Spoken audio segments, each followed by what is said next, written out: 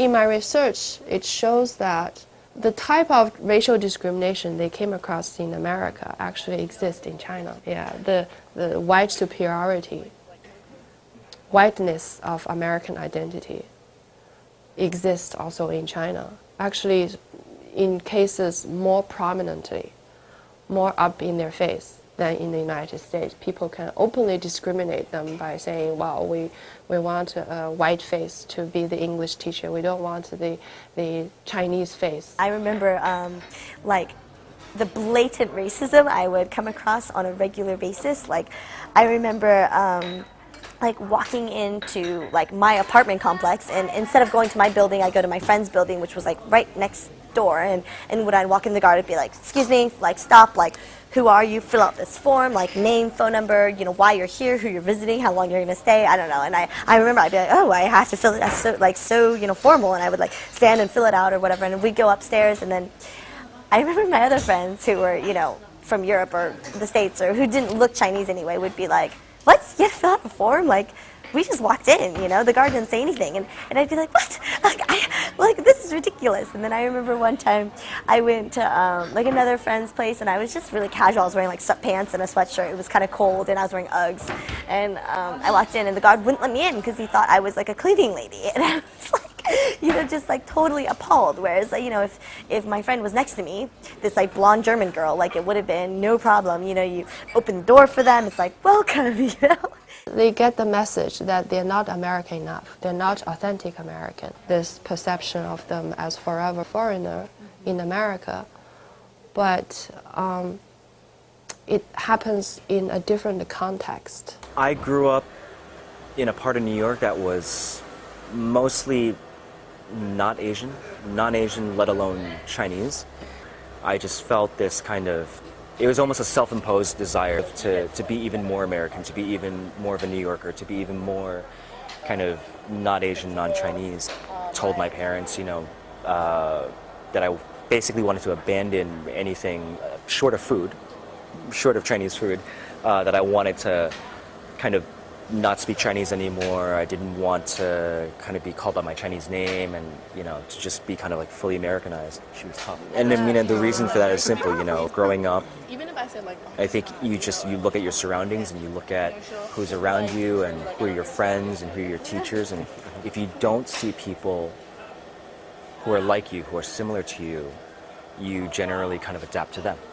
In America, they were more concerned about their racial identity, their ethnic identity, which is natural because they have to constantly compare about who they are as American with the mainstream culture, with the representation, and also with those face of colors expressed or represented in media. Right? So race and ethnic identity are definitely the most salient.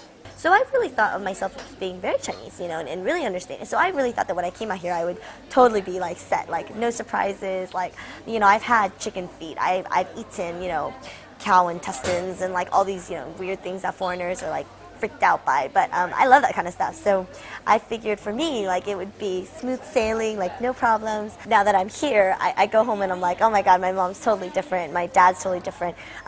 They're super Americanized, and that's maybe not, you know, maybe all, you know, just like what we eat and maybe the language. It's kind of maybe the mentality, the way you think. Their national identity, their American identity becomes the most salient. It really trumps their racial identity and their ethnic identity in China. By American identity, I mean two levels. One level is this national political identity, the passport identity, and the meaning associated with it. Being American is something that people look up to a lot because, you know, you're raised in a more open-minded society. There are more opportunities at your disposal that you may have had in terms of like educationally and socially when you're growing up outside. And then there's that, you know, someone said the other day, do you know how difficult it is traveling with a Chinese passport? You know, and just something so small like that, just me taking for granted that like I can just go wherever I want and fly home whenever I want is something that Chinese people don't get. That's something that I know that my cousins and my aunts are never going to have. You know, if I have a wedding or if my brother's graduating, they can't just fly over here and come visit us. The other is their cultural identity. Yeah, this cultural regime, social norms you hold dearly in your everyday behavior. And that is the part that really distinguishes them from Chinese. And very often, this everyday culture has a lot of clashes of values. It was hard when I first came here because I came here and I started working right away, and then a bunch of people at my office, they were new to China as well. Whenever I'd go out with them, I'm sort of the Chinese person. And whenever something something awkward would happen, someone would do something really rude, I felt like You had to explain. I had to explain. It was because they're my people, and because they look like me. Like I had responsibility for it. Sometimes I feel like I'm bipolar here because when I have a bad day, it sort of it compounds. When you run into little things or things that social differences or social etiquettes. I mean, just holding the elevator door. I remember there was one time where we were walking into the elevator door and the door was closing, and the people that were standing inside didn't open the door for us. So we sort of got hit by the door, and then when we got inside, they thought that we were all foreigners, and they thought that none of us spoke Chinese.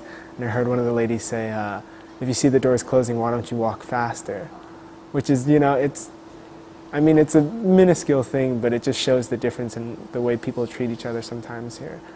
And it's little things like that. It's like when you're having a bad day and you run into that, it just compounds, and it just gets you really, call it a China day, a bad China day. Chinese Americans in China have to negotiate. They have to navigate. They need to make a choice. And whether consciously or subconsciously, they're constantly weighing which system is better, which system works more, which system makes more sense, which system is more advanced. I guess the biggest shock was realizing that I'm not Chinese at all. What do you mean by that? Just realizing just feeling the scope of China and just seeing the large varieties within this one ethnicity, and just seeing how different I was raised and how different I was brought up, and basically seeing how American I am, I guess. So what does the future hold for Chinese Americans? For Kaiser Kuo, who's lived in Beijing for 15 years, the removal of a singular identity has meant widened prospects and increased opportunities. A rundown of my life would take a little bit of time. I have a lot of balls in the air. I work at Baidu, where I'm Director of International Communications, which means I do some speech writing. I do a lot of interaction with the international media. I give a lot of talks on behalf of Baidu. I have another very important avocation, which is music. I play lead guitar in a band called Chunqiu, Spring and Autumn, and I've been playing in that band since 2001. Prior to that, from 88 to 89, and then again through the early 90s, and joining again from 96 to 99, I played in a band called Tang Dynasty, which achieved arguably considerable success here in China. Finally, of course, I'm married to a delightful Beijinger, and we have two lovely children, Guinevere, who's 7 now and in 2nd grade, and Johnny, who's in kindergarten. And raising them fully bilingually, and it's a real challenge.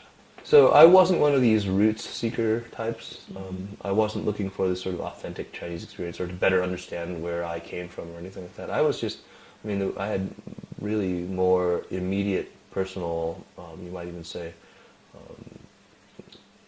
selfish reasons. I honestly just thought this is an opportunity for me. This is something in which I have a leg up, having the rudiments of the language already under my belt, and having a familiarity and a comfort with the country. I thought I may be able to make something of myself here. We do get made fun of for our funny accents and for this sort of thing, but the advantages that it affords you far outweigh any disadvantages that it confers on you. There's no question to me that it was an advantageous thing to be Chinese American. I think we all have a very important role to play, as long as we don't get caught up in, I think what we need to do is embrace the idea of biculturalism and not, I've seen so many people sort of tear themselves apart, in this conflict of loyalties. They don't know where the locus of identity actually is. Don't worry about that. That's really, for most people, I understand that's an issue, but if you can get past that and understand there is another category. You can be bicultural. You can be somebody who strives to be bicultural. I'm not fully there yet, but at least I know that that's the direction I want to go. And I realize that I'm getting there because of things like, if I see a group of American tourists in, say, Florence or Siena in Italy, I feel the same kind of embarrassment that I feel when I see a group of, say, Chinese tourists in such a place.